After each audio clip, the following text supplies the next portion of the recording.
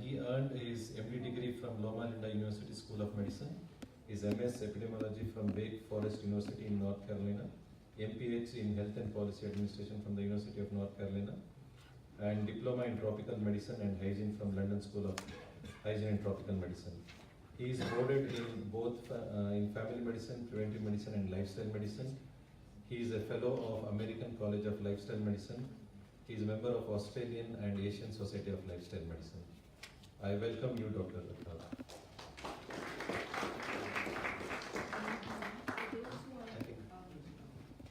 Those who've chosen this is the addiction, the nutrition, obesity, can move to the next.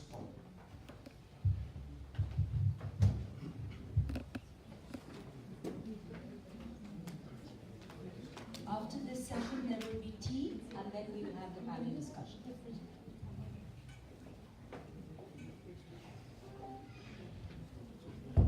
Let me invite those of you who are going to be here to come forward so that we can be a little bit closer together.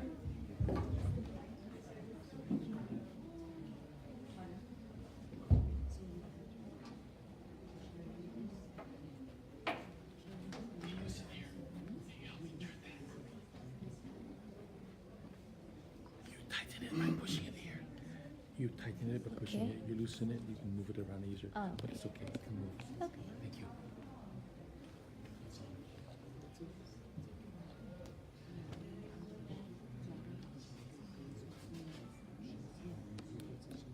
All right. I think you can all hear me. I may be migrating between here and the computer. Do I need a microphone? No. Yes? No?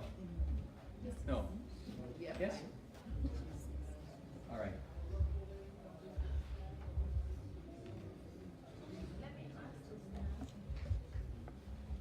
All right. Our topic today. Thank you.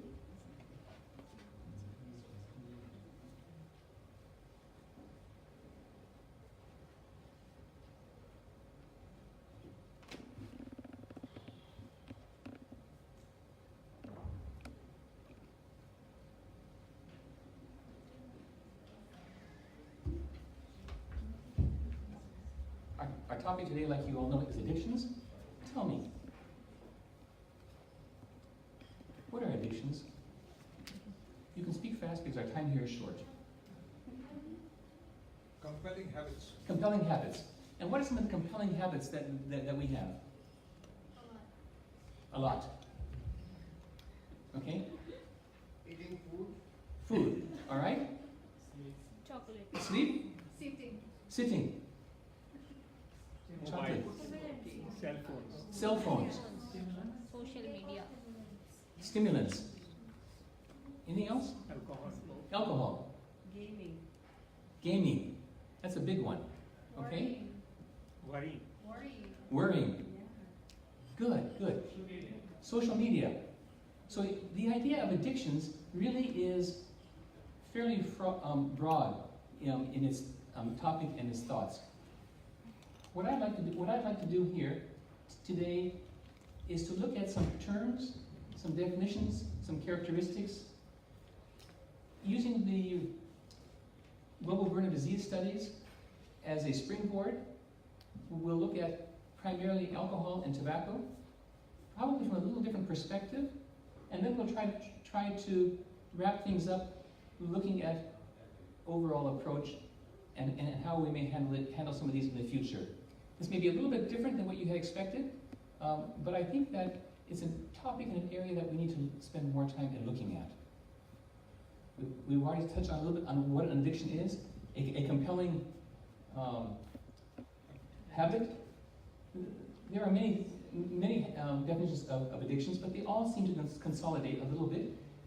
What has really been amazing is that in the last few years, we've actually discovered that addictions are also related to the way the brain is wired and brain function, brain anatomy. We see that it is a disease, if you would, and we'll have to look at the word disease probably for just briefly as well, of brain wiring. We'll see that one reason why this is important is because people say that non-addicts cannot understand addicts. I will tell you, addictions is not an area that I will claim to be any specialist in. So I will give you a disclaimer. Some of you have more training in addictions. Some of you may be more experienced in some of these areas. And according to this first point, unless I'm battling an addiction, I really don't understand addiction well. And so I can only talk about it, but I can't really experience, I can't really understand well someone that I'm dealing with who has addictions. The second point that I'd like to share with you is that because our brain has been rewired, and even neuroimaging shows that we have changes in the brains of those who are addicts and in the brains of those who are not.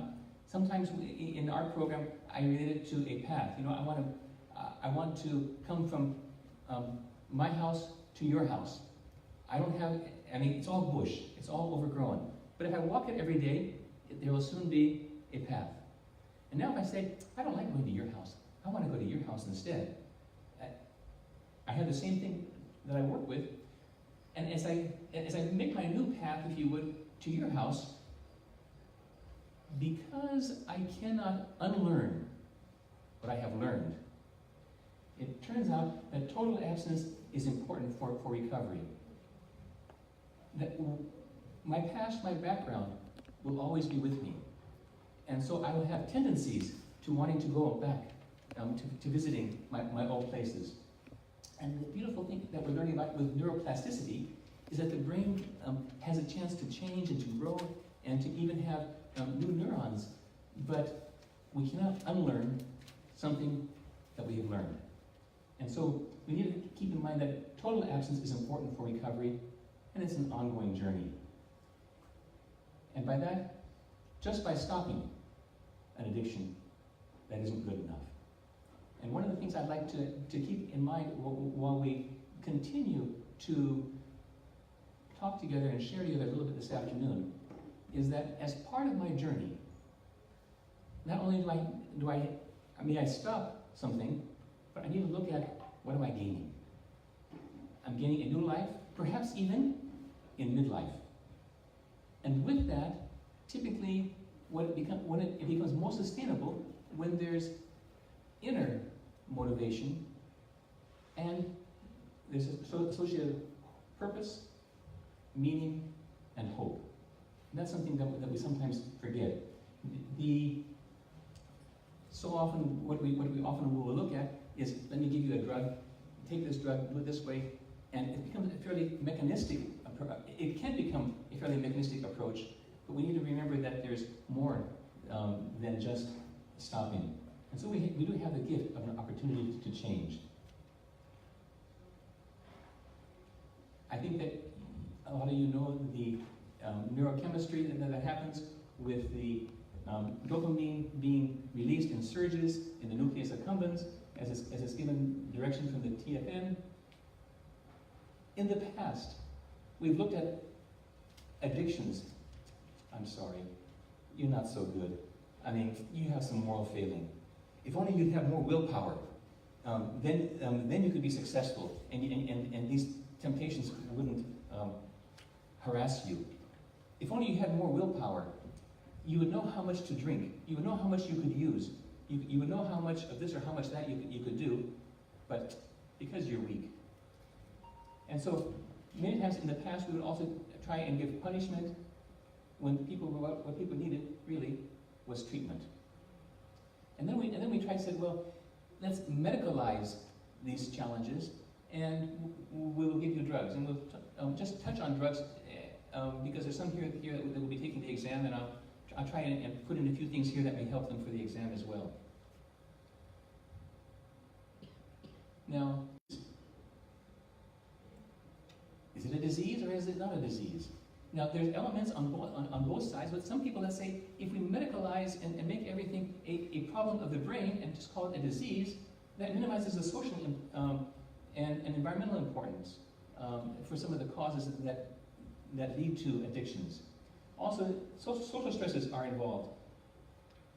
When we call it a disease, how does that affect my loneliness, my issues of poverty? It may even come from violence in the home. And there may be other psychological and environmental factors that are playing a role. And so we often overlook the critical learned aspects, which comes back to the reason, how and why did I get addicted? Because in truth, if I'm going to try and recover or overcome an addiction, I really need to get back to the root cause. That's really what lifestyle medicine is all about. Addressing the root cause and not just being a band-aid on top. So people will say, you know, falling in love is an addiction. After all, when you fall in love, or you're romantic, or you love your child so much, it may lead some people to forego their own healthy aims. It may help them, they may endure hardships. They may break the law. They may go to the ends of the earth to be with and protect that object of their affection. And so, when Maria Shalovitz wrote her book showing this, that added another dimension. What is an addiction? Is it falling in love? Is it all these other things that we mentioned? What is it? And so we look at the DSM-5 criteria as it has come out, and what they have done is they have looked at substance addictions, and they've put those together into 9 categories, or in nine classifications, and they've changed the term from substance-related disorders to substance-related and addictive disorders. And so we see that even with the DSM-5, we now have gambling as one of the addictions. So we discovered that the issue of addictions, we are struggling even in the medical arena. Is it due to certain substances, or is it also related to behaviors? And if it comes back to other behaviors, we then, I think it's even this year, the DSM-5 and I think even the ICD-11 with the World Health Organization is talking about gaming, internet gaming. They're saying there probably isn't quite enough information yet to formally list it, but there's so many others to list here. And then someone mentioned food. We all know that sugar, oil, salt, white flour, refined grains, they also have addictive qualities. Are they an addiction? So, you know, is falling in love, is loving your child, is loving your spouse, is caring about the people you're with, and these addictions? I think we have to be a little bit careful there as we try and broaden things, but we need to understand, what is it that is healthy? Promoting my own health, promoting the health of a loved one or someone else, and demonstrating that I'm wanting their best in mind, and not where we're giving off, where we'll see in as far as the rest of the criteria is concerned, so that we look at that. And so the ICD-11, with the World Health Organization, they have left gambling and kleptomania, which is compulsive stealing, and pyromania, which is compulsive setting fires, sexual disorders and intermittent explosive disorders, as a part of impulse control disorders. What am I saying? The idea, the definition, the categorization of addictions, I think, is in the flux. If you come back in 2-3 years, it'll be something different. And so I wouldn't be really rigid. This is the only way it must be right now. But I think we need to understand the criteria and where we are and where we're going. We need to understand, why is it a person addicted? What are some of the other issues that are involved? And we discovered that for many people, it ends up being a vicious cycle. They use whatever they're using because they're wanting to find some escape. They want to relax. They want to reward themselves. Are those bad? We all want that. The challenge is, how are we meeting those needs, and what are the results going to be to our own life and to the lives of those around us? And then finally, over time, we believe that unless I use whatever it happens to be, I cannot be happy. I cannot enjoy life. And this leads to our dependence and addictions. Terms, I'm going to skip these. I think that you know them all well. Addiction, dependence, tolerance, withdrawal, overdose, and we could keep on going. Some of the characteristics of addictions. This is from the American Society of Addiction Medicine. They use the ABCDE acronym. And the ABCD, we can see here, is the inability to consistently abstain. B is we have impaired capacity to control our behavior. C is a craving or a hunger for drugs or the rewarding experience. D is the diminished ability to recognize significant problems with one's behavior in interpersonal relationships. And E is then a dysfunctional emotional response to their situation. So the way the American Society of Addiction Medicine categorizes their A, B, C, D, E. Now, so if we summarize and lump together what DSM-5 says, basically, they say there's really, they lump things into 4 categories. They say it's impaired control, social impairment. It may involve risky use, as well as having pharmacological indicators like tolerance and withdrawal. And then we have alcohol use disorder, which those that are taking the exam will need to know. I'm not going to spend time on that right now, but here we have a list which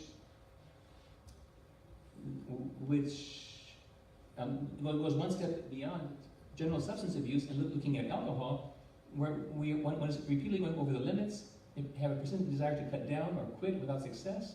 They use despite internal consequences. They have tolerance, there's craving, there's hazardous use. They're spending a lot of time with drinking in this case. There's withdrawal, there's serious interpersonal problems, role failure, and they're giving up on non-drinking activities.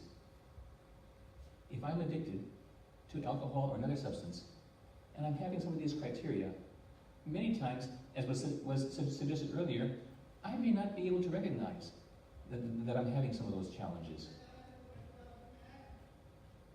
So when patients come to us, what are the ways that we can address them?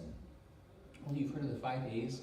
I've sometimes made it 6 A's, and I've discovered that some people give different 5 A's. So I'm going to use this 5A classification. The other one, the number 1 is ask, and then advise, and then assess.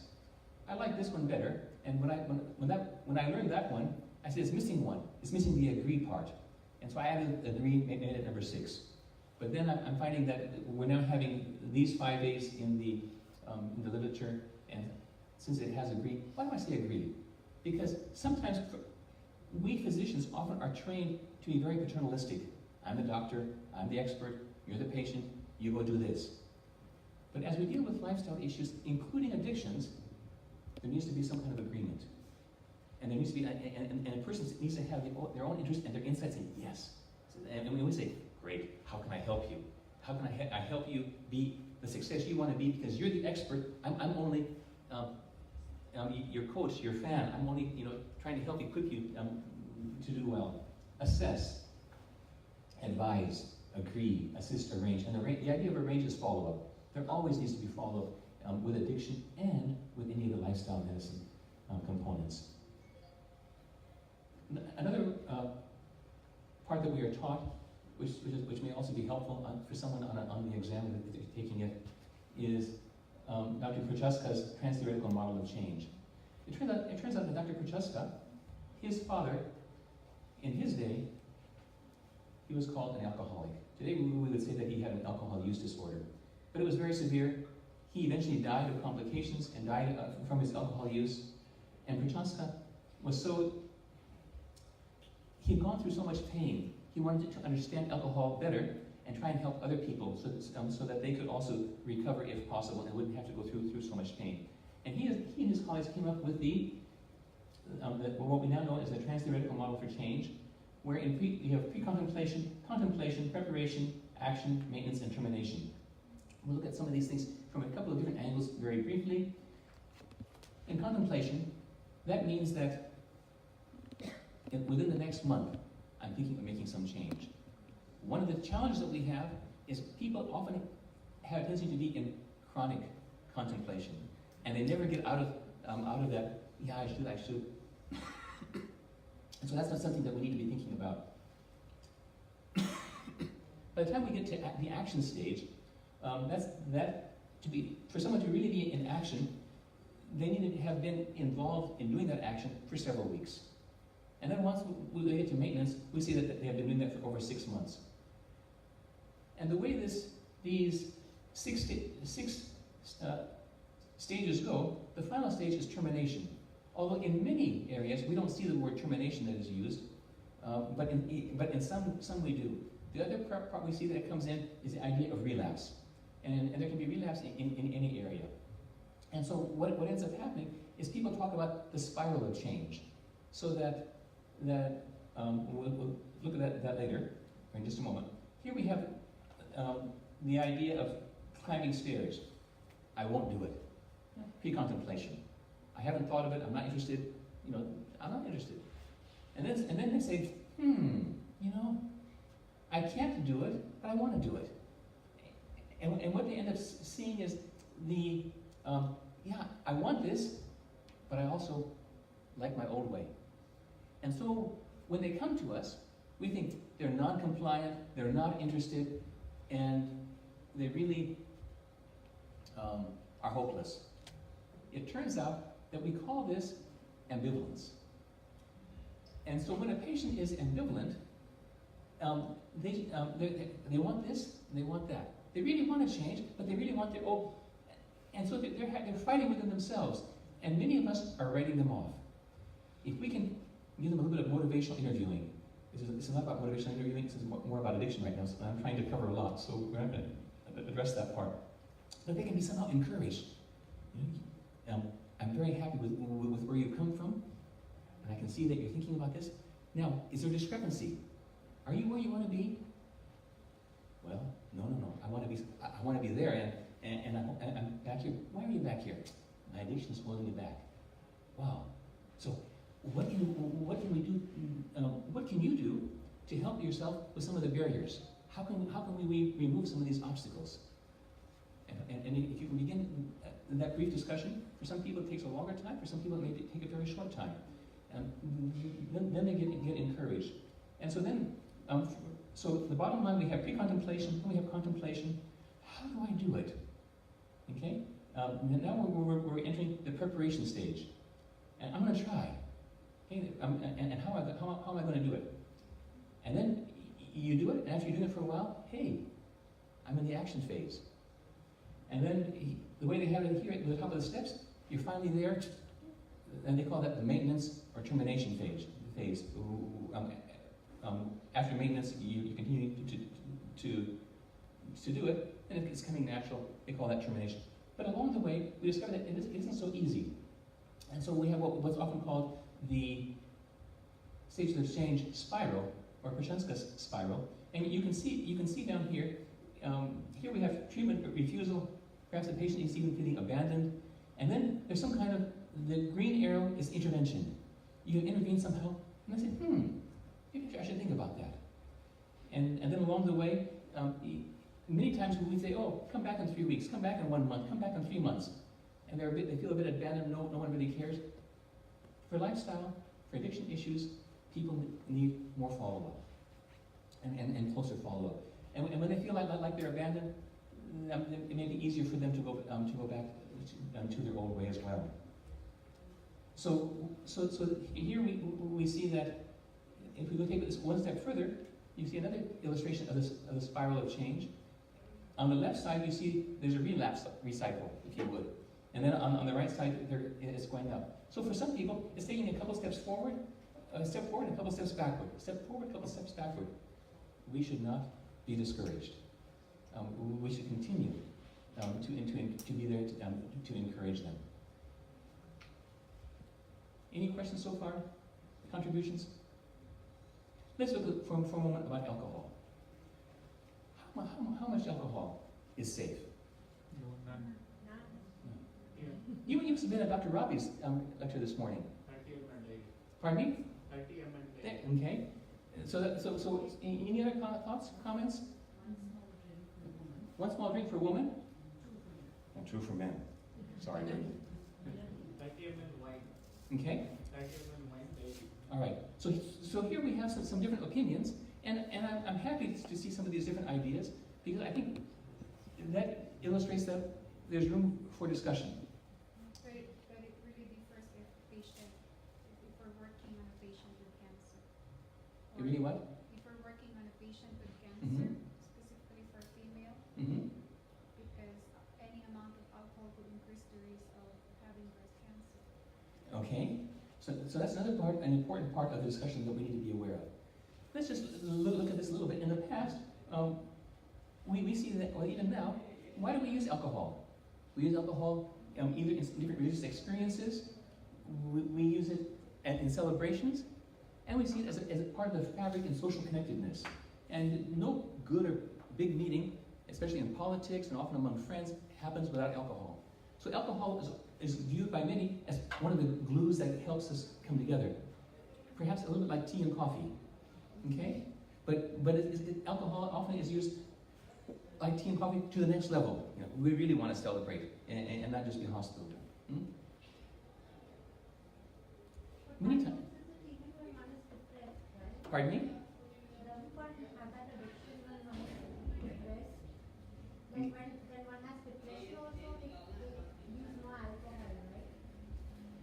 Those two seem to go hand in hand. They seem to go hand in hand. And let's come back to that hopefully here in the next few moments, and we'll see if there's other aspects that can also help us out. But there's no question, change is not easy for any of us. And sometimes if I were to say, my friend, it'd be nice if you would cut down on your alcohol. Do you know how to tell if someone is drinking too much? Good. Now you're speaking clinically, and most of us are all clinicians, so that's good. But otherwise, practically speaking, if you're drinking more than I'm drinking, you're probably drinking too much. And so many times, as we deal with addictions and we deal with different areas in our lives, we often use ourselves, many times without even thinking about it, as the gauge or the barometer to figure out how you're doing. And so we have to be careful about that. It's nice when we have something a little more objective, like Cage or some of the other tools that we have. In the past, we often have said, you know, even the doctors, you should drink a little bit of wine or alcohol. It's good for your heart. Very good. And this is old data. This is back from 2010 or 2009, I guess, in the U.S. But here you can see that the zero line in the middle is differentiating the deaths that were prevented from the use of alcohol versus the deaths that were caused by the use of alcohol. Now, if I would look at that, and I would say, okay, so that for every life for a man that I save, I probably lose four lives, and for women it's probably that many as well. So if I say, please drink, I realize that 20% of you will die as a result of it. Is that something that I should be promoting? No. We often only talk about let's drink for my heart. We don't talk about the other cardiovascular problems, the cancer, the overdose, liver disease, pancreatitis, and injury. In fact, now we're even discovering that probably a lot of the cardiovascular benefits that we get here, for men, it is not all positive. There are many negatives for men as well. Let's look at the global burden of disease studies. I think all of you are using those in some form or fashion. I often use them as a springboard. I'm going to be fairly quick here. I was going to try and do it live, but I'll just go quickly here. Here we're looking at the years of life, years lived with disability. Notice here, and this here is for all age groups for India in 2017. That is last year. And the global burden of disease studies, if you believe in them, fantastic. If you don't believe in them, you ought to have a very good reason. I don't think that the global burden of disease studies are perfect, but I think they're fantastic. I think they're very revealing, and there's something that we have to reckon with because it's really a part of the largest conglomerate use of studies around the world ever done in science or in medical history. So I think it is absolutely fantastic, and it is very revealing. I know I've been in different places and people say, I don't believe that, I don't believe that, I don't believe that. That's fine, but if we don't believe something, you may be right. We have to have a very good reason, and then let's see what happens next year, because this is updated every year, okay? And we need to ask why. Why is it that I don't agree with them, or why do I think that my own way is better? Many times, my own way may be better because that's what I like. That's my pet, and I don't want to change. And if I agree with Wilbur disease studies, I will have to admit that I may need to change. So, notice here, this here is looking at years with disability. This is for all ages for India. You'll notice here that and everything is to scale. So notice here that our depression and anxiety is fairly high, headaches are fairly high, then COPD and everything else. This here is for years lived with disability. And diabetes is growing. The darker it is, that means that it's increasing. If it's very light, that means it's decreasing. Now, if we look at at deaths for last year for ages 15 to 49, and I think most of us here are ages 15 to 49. There's a few of us who may be a little bit higher, but on your own you can go over and check. Notice here that as we're dealing here, ischemic heart disease, we're discovering more and more is also related to alcohol use. In fact, last year I don't think it was there. I'm seeing for the first time that we actually have alcohol use by itself down here as a cause of death. So, and every year as the Wilbur disease studies is being is being rerun for or updated, they are also doing more things. Also notice how high self-harm is. Self-harm is almost is looking like it's the number two cause of death in India for last year, for all ages and for both sexes. I'm sorry, not all ages, ages 15 to 49. Now, let's look here then at one reason why I like the global disease studies is because it gives us the risk factors, and I see the risk factors as being part of the root of the problem. And if we look here at the root, we see that looking at all risk factors combined, the number one risk factor last year for death in India for ages 15 to 49, for all the population is dietary risk. And 16% of, 17% of all deaths are directly attributed to dietary risk. And that's about 1.7 million, 1.7 million. Now also notice here that tobacco is the number fourth risk factor for death for the entire population. Alcohol is number 9. Okay? Not that big. But let's look at your age group. We look at your age group, coming back here to ages 15 to 49, for both males and females, we see that number 1 risk factor for death is what? Diet. Number 2 is? Alcohol. And then coming on down, number 5 is tobacco. Let me ask you, if alcohol is a number 2 risk factor for death, how much playing with alcohol should I encourage you to do? You should not, as a doctor. So now that's for both men and women. Let's look at the men. So if we, this year is looking at ages 10 to 24, looking at our disability adjusted life years, and we see that the mental component, those ages 10 to 24, self-harm is high, mental health or mental issues are high. Okay, that was male and female. Notice the mental health issues are even higher for men in ages 10 to 24. So there's other issues there that we may need to want to look at. Is part of that driving our use and abuse, perhaps, of addictive substances or addictive behaviors. And then we also see self-harm is fairly large over there as well. And is that also being driven partially by our addictive tendencies? It has been said that 1 out of 6 people have addictive propensities.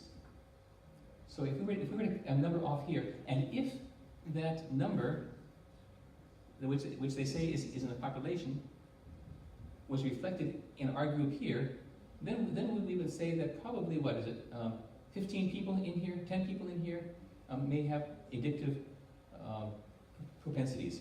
And unless you are using other other lifestyle components that are helping you to address those, you and I may also become victims. So we see here, if we look at men, age 15 to 49, it is the #1 risk factor for death. So if we want to have our men between the ages of 15 and 49 to die off, maybe we should encourage them. I don't know. I think this is something that we need to begin grappling with and understanding, because what we discovered is that 10% of everybody who uses alcohol will end up having an alcohol problem. And in the past, we'd say, that's because you're weak. That's because maybe you have bad genes. That's because you don't know how to say no. That's because of, but the other 9 of us are going to enjoy life. And if we look at the earlier slide, we saw that half of the world's population have never used. What are some of the things that we can look at? How do we equip our young people? How do we equip ourselves so that we will not be one of these statistics? And if we look just at the behavioral risk factors, we discovered that alcohol use is #1. Some of us said that diet is an addiction. Tobacco, drugs. Some would say that sex is an addiction. The 5 leading behavioral risk factors for death are here in our young people and available to us. I'm not saying that all diet is an addiction. I'm not saying that, but what I'm saying is that if we look only at alcohol and tobacco, we discover that is a significant, in fact, if we put those 2 together, that together comes about 35%, or 1 out of 3 deaths for men in our age group. Just think, we could eliminate 1 out of 3 deaths, possibly, with removing both alcohol and tobacco from our lives. So, back in 2016, the Global Burden of Disease study in Lancet gave us the article first looking at alcohol and said, what is a theoretical minimum risk level, which is the level of risk exposure that minimizes the risk at the population level? And they said the TMRAL, or the theoretical minimum risk level, is 0 consumption, no alcohol. Earlier this year, we then had a new article published, and it also said the same thing. We've had a number of rebuttals, but they're saying, yes, there may be some people that may have a little bit of benefit from alcohol. When we look at the big scheme of things, that is so few, that is it really worth protecting the regular use of alcohol when it really affects so many? We discovered that even last year, they're saying that 1 in 8 of Americans are struggling with alcohol abuse. That is fantastic. I don't know what it is in India, but we know that alcohol use in India is significant. And in fact, they even call it a public health crisis. And in the editorial it says, this issue of JAMA Psychiatry includes a timely article by Grant that makes a compelling case that the United States is facing a crisis with alcohol use, one that is currently costly and about to get worse. And we see the alcohol situation in India getting worse. In fact, if we look at sales of alcohol, it is climbing almost exponentially, and dramatically it is increasing here in India. So we see that we have, with alcohol, our economic burden is substantial. It burdens us with a health system, with productivity, social welfare, public safety, and the justice system. A few years ago, back in 2010, it was estimated that excessive drinking cost the nation almost $250 billion. Different people have different definitions of excessive, and some of them use the traditional definition, but what it boils down to is that it was costing the taxpayer about $2.05 for every drink that was drunk. And if you add that cost to the cost of an alcoholic drink, the price would go up significantly. You see that the WHO is also talking about alcohol as being one of the top 4 risk factors, together with tobacco, unhealthy diet, and physical inactivity for problems. Earlier this year, Perry, with a consortium, put out a Trouble Brewing, making the case for alcohol policy, reminding us that alcohol is a leading contributor to death and disability worldwide. In fact, it's the leading cause of death and disability in India and worldwide for our age group in men. Yet the global public health response to the harms of alcohol use is not commensurate with alcohol's social, economic, and health burden. Of all the threats to human health, it is alcohol which causes the widest range of injury. It shrinks the brain and impairs the intellect. It causes failure of the liver, heart, and peripheral nerves. It contributes to depression, violence, and the breakup of personal and social life. It has been blamed for a quarter of all deaths on the road. So given the extent of alcohol attributable NCDs, injury, and infectious diseases, there's no possible health benefits that justify promoting alcohol use.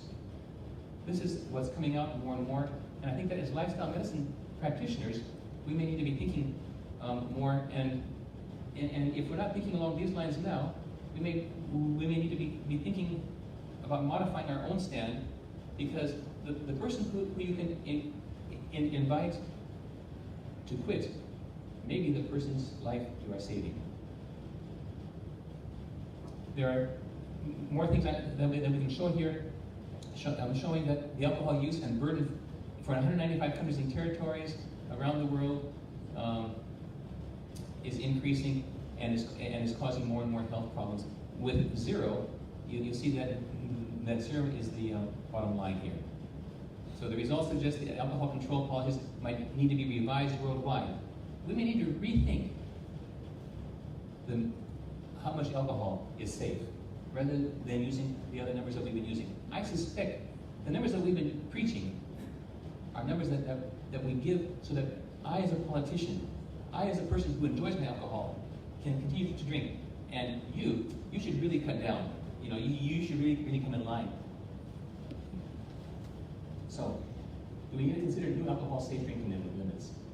Now, when it comes to the alcohol industry, they have a number of tactics. If we understand that the top 6 alcohol transnational companies, they have over half the market. And the 6 largest companies spent $2 billion in 2010 on advertising and marketing alone. Marketing for recruiting new customers, to promote their new markets. They're focusing on youth, they're focusing on women, and their line is corporate social responsibility. After all, we provide a product that people enjoy. It's your responsibility to use it responsibly.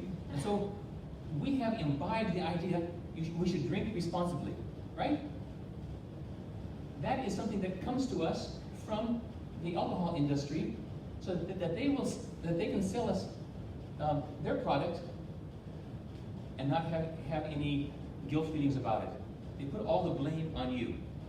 And as a result of that, we have bought into that, and then we also talk about responsible drinking, responsible driving, and so forth and so on.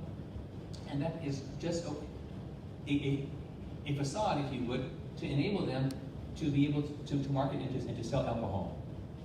You'll notice that here, they even have an Absolute has a advert, drinking and driving, an absolute no. Drink responsibly. What are they doing? They're promoting alcohol. And so what we see here, for young people, they let them know, if you only partake, you'll be happy. You'll have glamour, success, bravery, mystery, adventure, fun, popularity, sex, hip. What our young people don't realize is that the alcohol industry is following the same pattern of the tobacco industry, as well as the sugar-sweetened beverage industry and some of the other fast food industries, and using their tactics to manipulate people so that they will buy their product, even at their own health and at their own life expense. If our young people would understand they are being manipulated, how many of you like being manipulated by someone else? None of us like being manipulated. And when you realize that you're being manipulated, say, I have a better way. And so we may need to look at what we can do. For women, they're even advertising now that alcohol is a balm for the stress of raising kids and dealing with a modern life. And then they have special alcohol brands, and they're moving in that direction. It's really amazing. What we discover is that some of the 3 most effective ways to have alcohol policy deal with taxation, marketing restriction and the regulation of availability. And of course, the alcohol industry does all they can to make sure that they are self-regulating, and in many countries, in many ways, they are self-regulating. And so we really need to help and encourage our own policymakers to consider the taxation, marketing restrictions, and the regulation of availability. For those who are taking the exam, I'm not going to cover much, but I just want to remind you that alcohol anti-relapse medications, or ARMs, we again try and medicalize everything. We try to get it to you as a pill in some way. It's on tests, so I think it's important to know and also to be aware of it from other aspects as well. But our first line are naltrexone and acamprosate, and the second line are disulfiram, gabapentin, and topramate. And we won't talk anymore about those, but that's good to be aware of. Then we think about nicotine as well, or tobacco in different forms. We actually have 7 FDA-approved first-line medications. 5 of them are nicotine replacements, and they can come in all varieties, all shapes, and all forms, whatever you can dream of: patch, gum, lozenge, inhaler, and nasal spray. And then we have the 2 non-nicotine medications: varenicline, sometimes the trade name is Chantix, and bupropion. It turns out that the varenicline gives you the highest rate of what's the word I want to use? Success. The word is success. I'm struggling. So is that really success or not? But the word that we use is success. So it's even up to 70+% success when you use varenicline at 12 weeks. And then if you combine both varenicline and bupropion, you have an even higher rate of success. But in the last couple of minutes, I'd just like to tell you a little bit about our Living Free from Tobacco and Pawn program that we're a part of there at CMC. A couple of years ago, our Department of Dentistry asked us to join them with a program to help their patients to quit using tobacco and pawn. I'm happy to see that Dr. Lena is here. She also was a part of that at the very beginning and has been with us recently again and is helping us to improve that. I asked the dental unit, when do you want to begin? They said, we had our first session this morning, now you take over. I felt so inadequate. I said, we wanted this to be evidence-based. We want this to be, snazzy and classy and cover the patient's needs and make sure that everything is taken care of. So we went ahead and started with day 2, and we used a 5-day program. At the end of the first week, I said, I was wondering in my mind, have we been of any help? So we asked the patients at the end, we said, 5-day program is finished, give us feedback. They said, this is the best program we've ever been to. We have no choice but to quit because doctors and other people, they're investing their lives, they're investing their time, they care about us. And I said, wow. It's not so much the tricks and the snags that I may use with pharmacy and other components. When patients know, and they have come to realize, my addiction is not in my best interest, and somebody is there to help me, and they're investing in me. Wow. Now they started a study there. They've done an audit review. Their preliminary audit review, which has some problems because of a follow-up, is suggesting that up to 50% of patients a year later, those that they have checked, are still tobacco pawn free, which I think is tremendous. Now, we have all learned, and I just showed you the previous slide. You need your nicotine replacement to have better success. You need to have the other pharmacologicals here, the varenicline and the bupropion. That is not available to most of our patients, and really, it can be a little bit expensive as well. It turns out, some reports say up to 75%, some even say up to 90% of people who have quit smoking have done it cold turkey or on their own. We, in the medical arena, we say we must give you a pharmacological to help you out. The studies are there, would support that in the medical literature, and have dominated pretty much, and the industry has also helped to encourage us in that direction, so that we don't have that much in the medical literature that talks about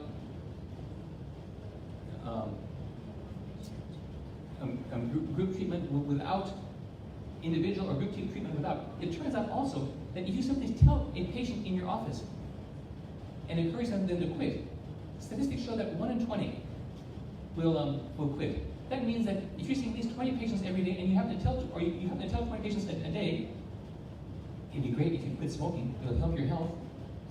One of them may, which means that at the end of a year, you'll have over 350 patients or 300 patients that have quit smoking. And we think that, that may not be so good. Any component that we may do is good. Now back to Prochaska. I think that is a tremendous concept to keep in mind about the stages of change. And sometimes we think about, and we spend a lot of time analyzing which patient, what stage is this patient in. I think that's important. I think that if we can match their needs with stage, we'll do our best. But what we've found, even in some studies, that a person may enter a tobacco cessation program in pre-contemplation and jump immediately into preparation and action.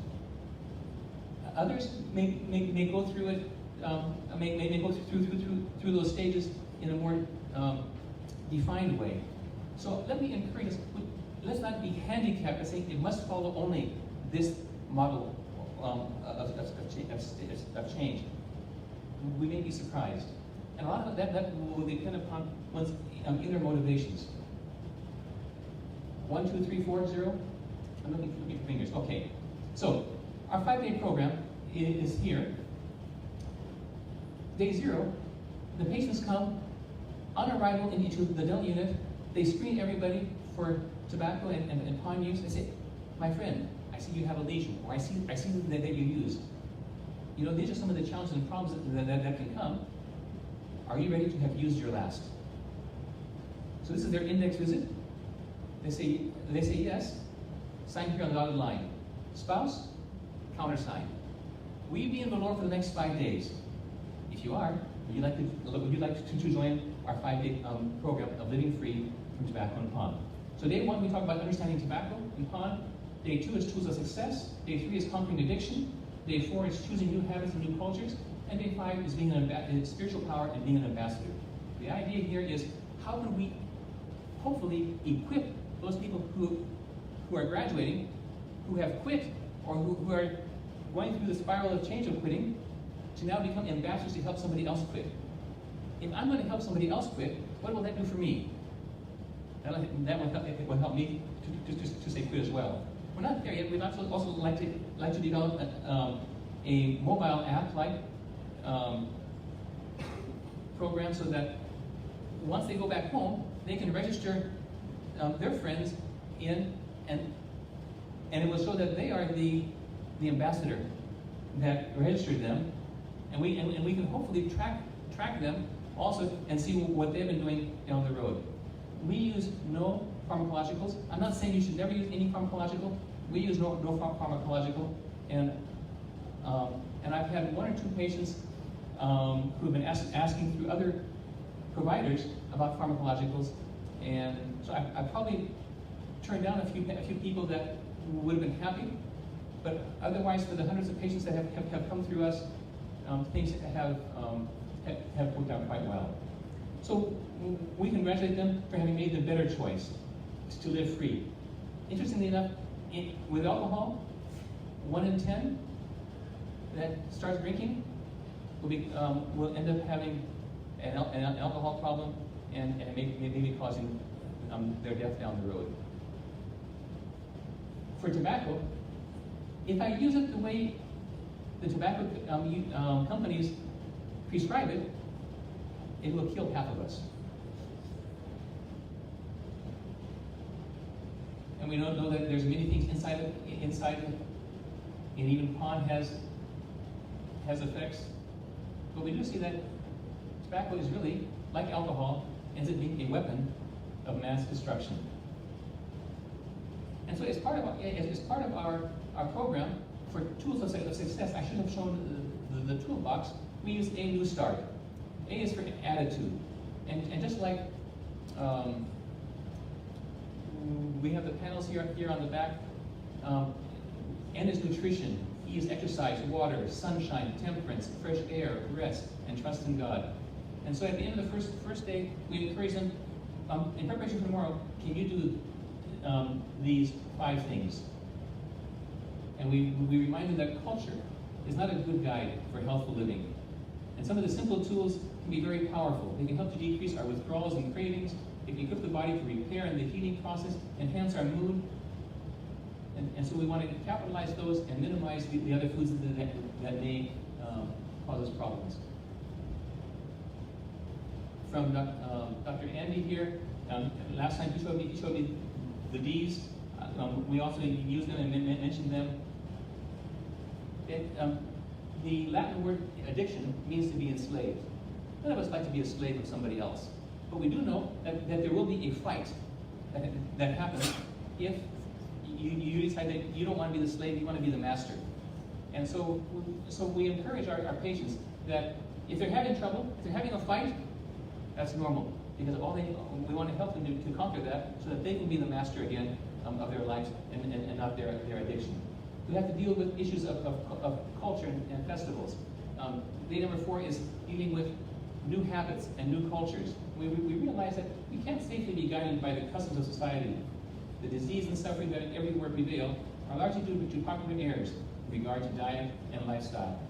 What happens if you're a winner? Well, we can tell all of our people that they're winners. They have a winner's mindset. That's why they're there. They made their first choice. What will their next choice be? If the winner falls, what do? Forget this. I've lost the race. Hey, get up, man. Go again. So if someone is relapsing, let them get up. We'll encourage them to get up and go again. And when they're having their withdrawal symptoms and signs, say, hey, that's a sign that your body's recovering. Hang in there. So we've already mentioned our New Start interventions. This goes along with the definition of lifestyle medicine being evidence-based, with tobacco and alcohol cessation. I realize that there are people that have other thoughts on that. Our big 5 A's, which we've mentioned earlier, what we discovered that these health-promoting lifestyle factors, even with addictions, are simple, synergistic, and powerful, and healing. It's just like when we take some cement, some gravel, some sand, some iron rods, some water. By themselves, they're not much. But if we combine it in the right proportions, we discover that we can have a mighty structure. And when our patients, when our families, when our communities realize that these simple things can help me, my future, let me look at that. So we've encouraged, I've already mentioned, our patients to be ambassadors when they go back, and to choose the new way of life, of the journey of living free. Now, I don't know how it would go over. When I was growing up, in the schools and among the clubs and the young people, we had what was called temperance pledges. And I've often wondered, is this something that we can use here in India? We've tried to use it a little bit, but we haven't used it in any big way. And I'm wondering if in our schools and maybe in our practices and in the communities when we're doing programs, whether this is something that could work. And it may have a different wording.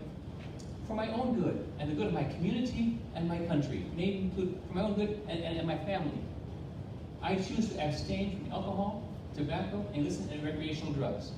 Signed, dated. It's in a small card, the size of maybe a debit card, so you can go in your wallet, it can go with your cards, they can look pick it out, and where it is even looked at, even updated every year. So some people expand it, some people may include other components, but I think this is something that we can consider for our young people. I've been amazed that Dr. Hopkins and a number of others have looked at young people, and they have discovered that young people that will spend 1 hour a week in community service, even as part of their schoolwork, have higher grades. They have 50% less D's and F's in school. They have less, they're less sexually involved. They, more of them have never used and continue not to use marijuana, tobacco, and alcohol, binge drinking. and that even community service, living for someone else, doing something for someone else, can make a big difference. So we see that community service. We also discover that parental bonding, getting compliments at home. Hey, I'm proud of you. You did a great job. Or thank you for helping me this way. And doing fun things together as a family, participating in family decision making and family rules, where the parents know where their children are, and parents know who their children's friends are, not just by the face, but through interaction and through parental modeling, that these young people have much less risk of getting involved in addictive behaviors and other risky behaviors. And so we can see here from the graphic that perhaps one of the enemies of our families today is our technology and how we are all using it. So, in conclusion, I would just like to say, remind ourselves, addictions kill. They ruin lives, especially the kinds that we've been talking about here today. They alter our brain. Responsible use and use in moderation. You've heard that, right? Just use in moderation. When you're dealing with a poison, a carcinogen, a toxin, just use it in moderation. That is, if you would tell me that in a different context, I would say, who are you? What are you trying to get me to do? But what many of us have bought into that package, bought into that idea that moderation in all things. No, it's moderation in the good things and the things that are harmful, fully shunning those. So how can I be moderate in what is healthy? So responsible use and use in moderation of potentially addictive substances, even legal ones, like cigarettes, pawn, is marketing manipulation, attempting to pass the blame on those with weak wills. And then finally, addiction treatment leading to recovery is a long-term process which is most effective when it helps a person to have purpose, meaning, and hope, usually around relationships. Thank you very much. If anybody has any comments, questions, we'll be happy for additional contributions. We're all a work in progress. With regards to alcohol, ladies on the quantity.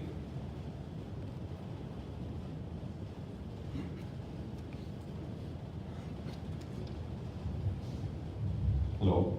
Sorry. With regards to alcohol, we have to understand that I'm from Punjab, and alcohol is part of the culture over there. It's glorified in their songs and others. And a consequence of that is now the hard drug usage. It's quite rampant. But with regards to alcohol, there was a recent study saying that there is a prescribed amount of or the content of alcohol which will create addiction. And right now people are saying that we need to reduce that amount to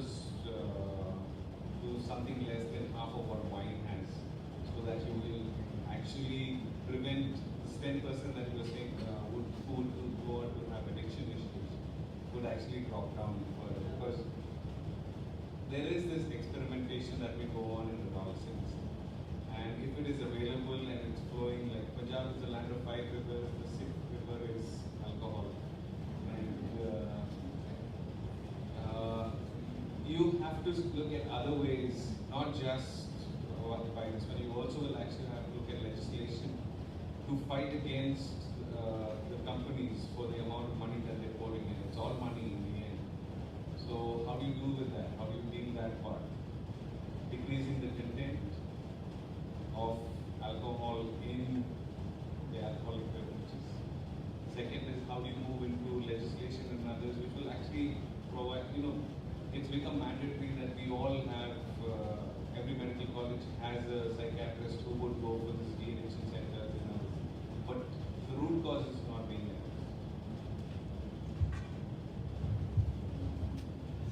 Thank you very much. I think one of the concepts here which we were struggling with, do we say no alcohol?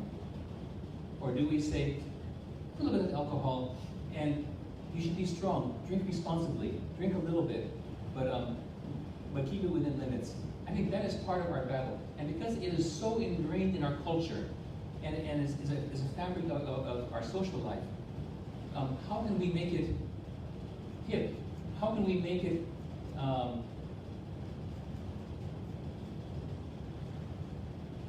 glamorous? How can I have a view of being successful, being brave, having fun, popularity, etc., by not using it? So how do we do some of this reverse advertising? And like we do in our Living Free from Tobacco and Pawn program, we try to address new habits and new cultures.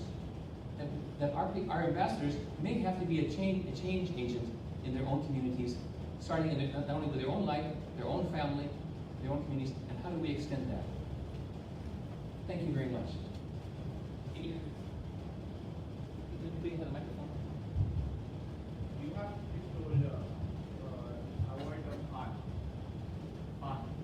intake of pan. Is if the tobacco, aracanite use. In the pan, we use aracanite. Aracanite does not produce any cancer disease or something other this thing. It has got medicine values in the pan. In the all pans, we won't use tobacco. You're telling pan, you should avoid the pan, consumption pan. But in the Indian culture, it is there in every festival we use for the puja and other things also. It has its own cultural values also, aracanite. It has its own medical uses also.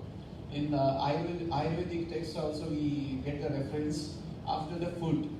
Every meal, in the lunch, after the lunch, you should go for the aracanite and betel nut along with the 2 leaves of this one. For it will increase tasting buds and it will remove the bad smell of our mouth. What do you say about that? This? The way to package something which has problems is to glorify the benefits. And what we see is if we look at WHO's, their top 4 leading psychoactive substances that we say show we are using: caffeine, tobacco, alcohol, and pan. And what we see is that it's true that you can get some pan without tobacco mixed in. That's probably in the minority. It is there. But we see that the auriculine even causes problems. And part of the challenge is that we also can have oral problems. We also have, it's very much of a stimulant. What this is also demonstrating is that some of these things like alcohol, pan, they're so ingrained in our culture, so ingrained in our fabric, that almost like fast food is becoming ingrained. And to break out of that, we need to find alternatives that we can begin using as substitutes. It's interesting that for our patients, they have helped us to begin making a list. It doesn't work for everybody. Sometimes I have been very ungracious and not knowing what to do. I was in Uzbekistan for a project, ran a program there, and out of my honor, they slaughtered a sheep and did a thing of honor. They brought me the head, and I was supposed to eat one of the eyes, and I hope I didn't offend them too much, but we ended up becoming great friends. There are certain things that we have to do, and if we can find a higher reason and a higher purpose and begin to educate and finding ways that we can substitute, because if just removing a habit, just removing something may not be the answer. We need to replace it with something. So we have challenges, and some of you, some of your patients, some of your family, some of your community members, they may have some of the answers. Okay.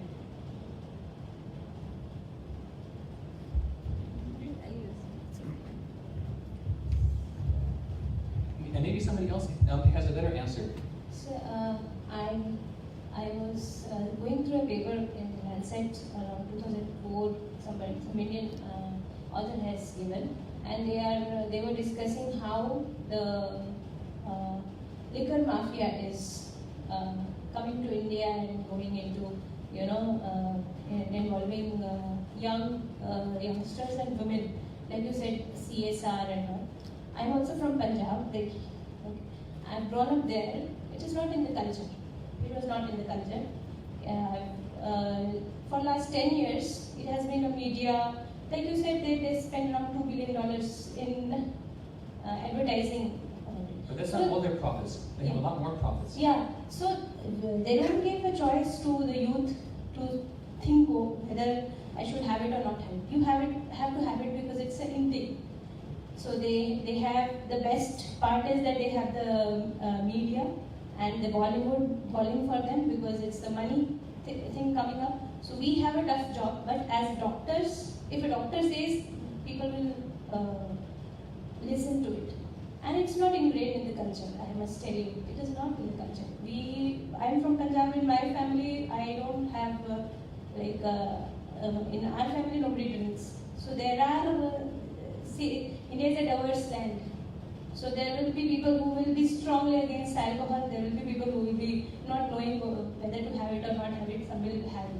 So as doctors, we can advocate. See, no, it is harmful. We should not have it. And go out and advocacy. So that is one solution I get. It's not in the culture. That's what the thing. Thank you.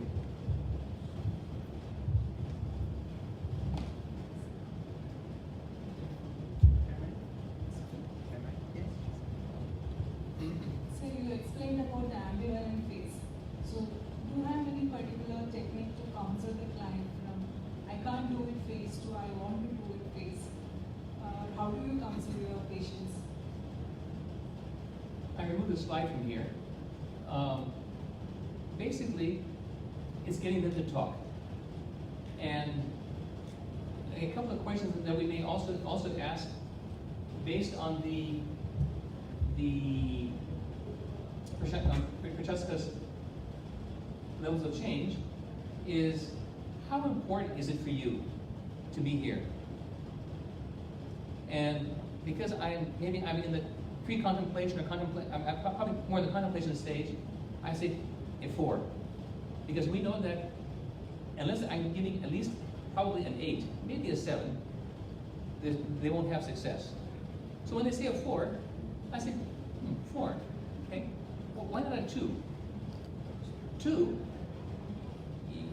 you're asking me how important it is for me to stop smoking or to cut down or to stop drinking, and I told you 4, and you say why not a 2? Don't you know all the bad things about tobacco? All the bad things here and there, and then they begin listing them? A person believes what they hear themselves say.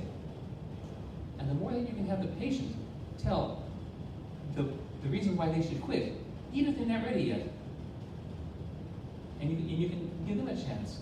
Because what we're trying to do is we're trying to help them who are already the experts, and we're just trying to coach them along and encourage them. And one of the other concepts is how can I dance with these people rather than fight them and wrestle them? And so if you keep in mind that not everybody's ready, and say, hey, when you're ready, I'm here. When they come back the next time to see you for whatever reason it is, you may remind them, congratulate them on any steps that they've taken, and if you ask them again, give them a chance to say. Does anybody else have a better answer? Can you repeat the question?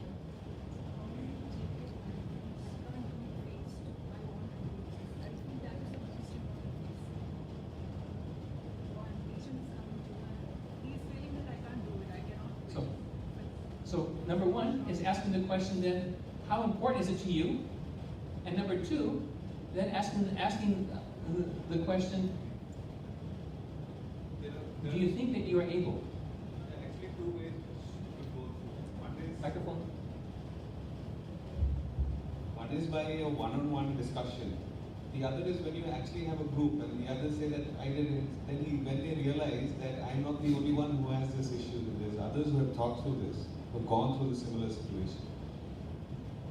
There's more strength in numbers when they look at others and say, he's done it, if he could do it, I can do it.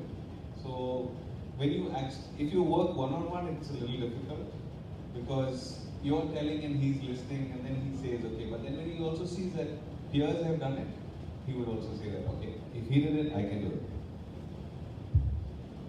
I think it is a support, the group support which a person can get from his peers. And also it is the reinforcement which you know, when you talk to your client repeatedly, you reinforce it over time. It helps.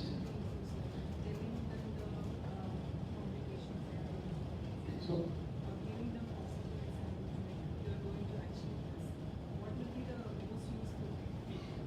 so I think Telling the communication negative side or the positive side. So at every visit, you would like to reinforce. Like as Dr. Giebel said, some of the patients take one step forward and then they take 2 steps backward. So you need to reinforce it again, and your effort is not wasted if you are doing it over time. The other point I wanted to make was about the thing which you are talking about Punjab, the alcohol intake. I think it is growing all over India, but in Punjab, yes, it's a problem. And I have also grown up in Punjab, and like I personally, I don't drink alcohol, but whenever I am in a gathering or in a social situation, I feel like an odd man out because most of my colleagues, they sort of impress the use of alcohol. They say that a small drink will help open you up. So there's a lot of pressure. I'm a grown-up person, but think about the pressure which a teenager goes through. And it is taken as the in thing or a fashionable thing, to, especially in young people. So sir, I think this is a real problem. I'm an odd man out, and it is really perceived as a negative social situation if you are not drinking alcohol in a social gathering. So that's what one of my concerns is. Just talk about it a little bit more.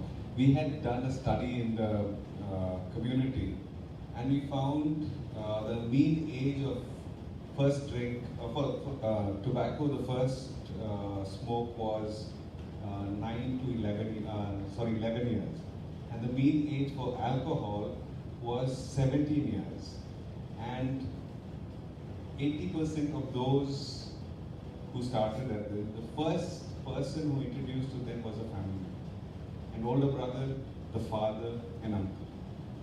So that is how prevalent it is in the community. Sorry. One last comment. If I'm